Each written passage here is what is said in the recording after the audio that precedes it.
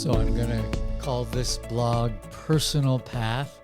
It's about how St. John Paul II can give us some clarity for a way forward in the aftermath of Pope Francis' view of blessing, same-sex, etc.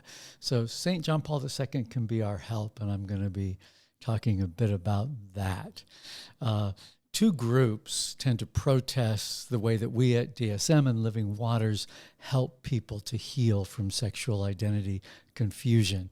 The first group that has come often to protest us at conferences are those who are just offended that we would even consider linking LGBTQ people with Jesus in the church, which is, of course, what we're all about. It's welcoming people so that they can be transformed. They might carry placards and be screaming things like God made Adam and Eve, not Adam and Steve.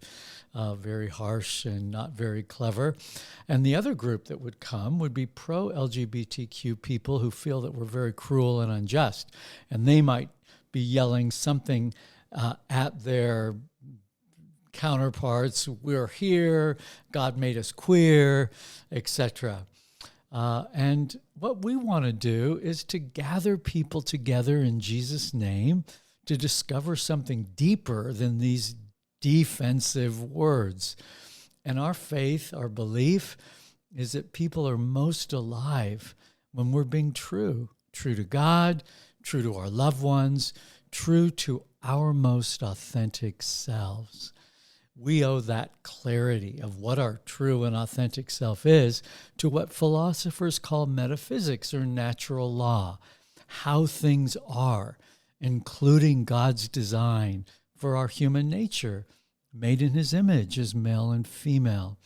St. Paul refers to that law as written on our hearts, as in Romans 2:15, what we can't not know, the truth that is inscribed in us. But this truth can be hard to get at. Our truth may be obscured by layers of hurt and hunger, unmet needs, confusion, pride, and finally, hardness of heart. Some of that can be attributed to sin so deep and subtle that we call it original sin that is at our roots. We're not even aware that it's operative, but it is.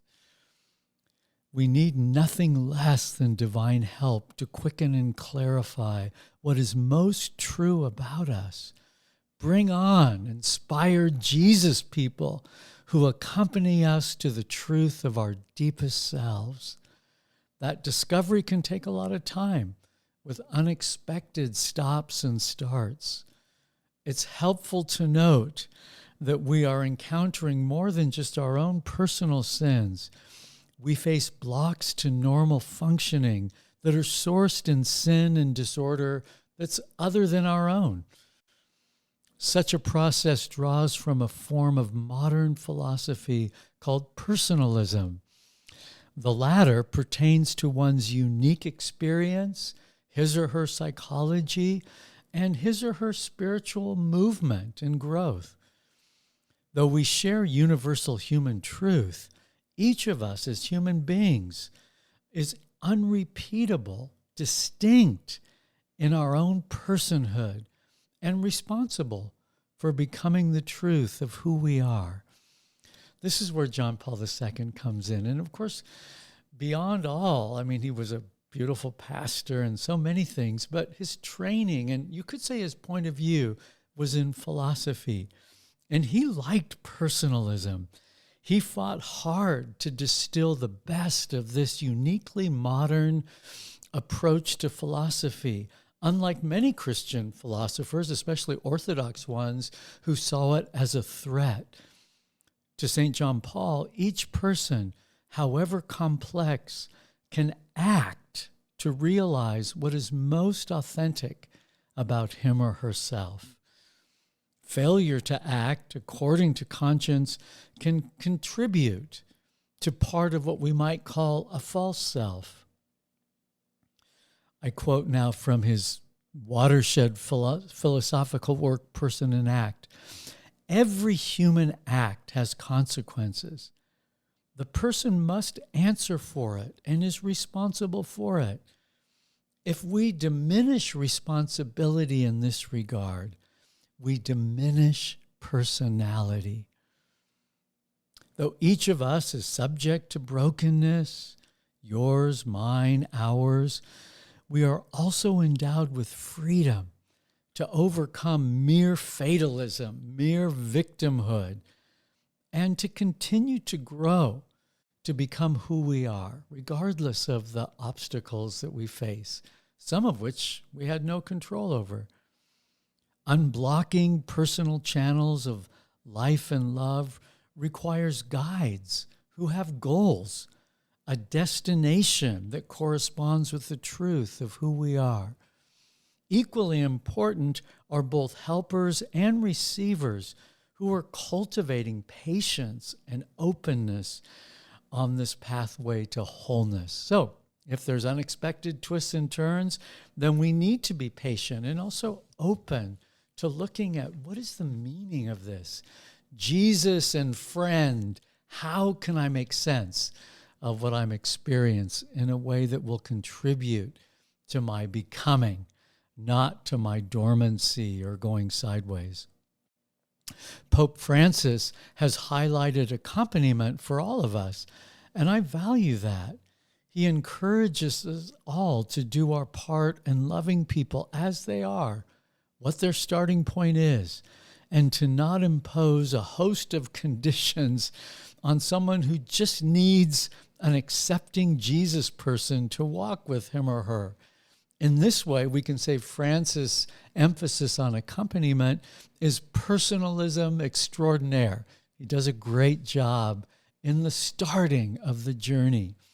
My struggle is his lack of clarity in guiding people with sexual identity issues towards a goal that lines up with natural law, with this law written on our hearts.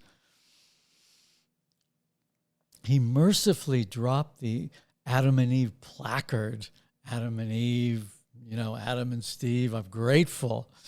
But no more helpful here is the Pope extending hands to bless Adam and Steve. Same-sex friends in sin need more than a blessing. If they want to be holy and happy, they need help to realize truthful integrity. Francis' loss of truth here hurts. It's an easier way, but it's not better for the well-being of people. I feel the same about Christians who concede to a homosexual nature and gay identification, who form homo-emotional or romantic bonds, and then audaciously boast of orthodoxy because they try not to have gay sex. Wow, that's not integration. A deeper truth about this law written on our hearts, about the real self, is lost in that equation, as is the patience and the openness needed for the pathway of realizing our true selves, and in this case, our true selves made in God's image as male and female. I believe St. John Paul II really helps us here. His philosophical genius lies in anchoring the truth of natural law with a personalist process that considers all of our very unique starting points and the timeline for achieving this, while rooting humanity in the beauty of man for woman and woman for man. John Paul honors a person's unique history and experience, spirituality, and need for inspired help in realizing one's truest self. He exempts no one from responsibility, yet his writings guide us to Jesus, who invites us into a real lived experience of integrity. That integrity confirms our human nature while inspiring hard-won freedom to love other people better for the good of everyone. It's the hard way, not the easy way. We're capable of and deserve nothing less. Thanks for listening.